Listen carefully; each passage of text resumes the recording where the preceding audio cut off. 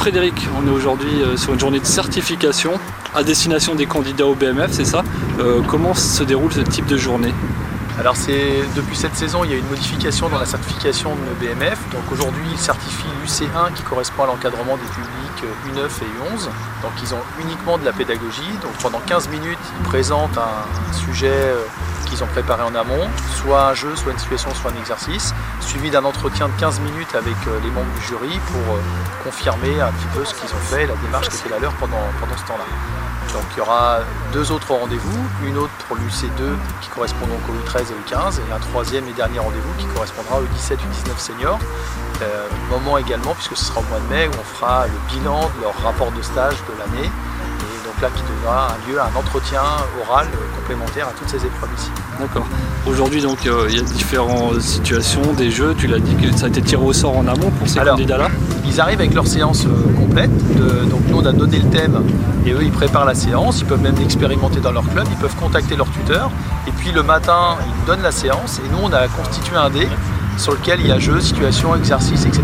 Et ils lancent le dé et ça tombe sur un procédé qu'ils ont préparé eux-mêmes et ils nous le mettent en place, ils nous le présentent et nous on voit si les compétences correspondent à ce qu'on attend dans ce type de dé. Donc toi tu es le président du jury, oui. Il y a plusieurs personnes qui composent ce jury. Quels sont vos critères d'exigence sur cette journée de certification? Alors effectivement il y a deux niveaux. La première c'est qu'il y a un jury plénier qui va entériner les résultats du BMF en fin d'année. Donc j'en suis le président en qualité de DTR, mais on est 7 dans ce jury-là. Je suis le seul représentant.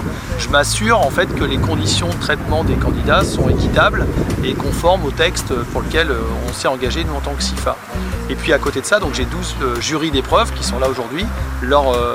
Leur mission, c'est de voir en situation nos candidats et de proposer la validation de tel UC ou tel UC.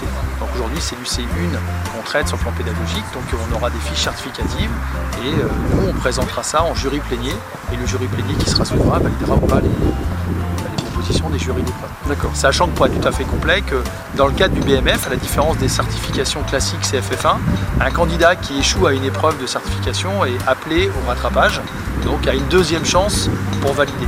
Mais on est aussi plus exigeant que dans un CFF, puisque quelqu'un qui a le CFF1 n'a pas nécessairement l'UC1 et réciproquement, ça marche.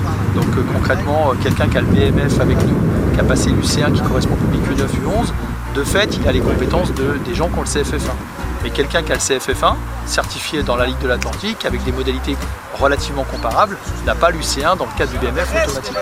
Donc c'est pour ça que dans nos critères d'exigence aujourd'hui, les jurys ont une grille un peu spécifique, avec des critères autour de la sécurité, de respect des objectifs et du thème annoncé, etc., sur lequel on est un petit peu plus exigeant, puisque ces personnes sont destinées à être des professionnels en club potentiels, même avec des temps partiels, et donc on se doit d'avoir une qualité d'éducateur la meilleure possible, parce qu'on s'engage aussi bien la Ligue que les jurys à cautionner ces personnes-là lorsqu'elles vont se présenter dans un club.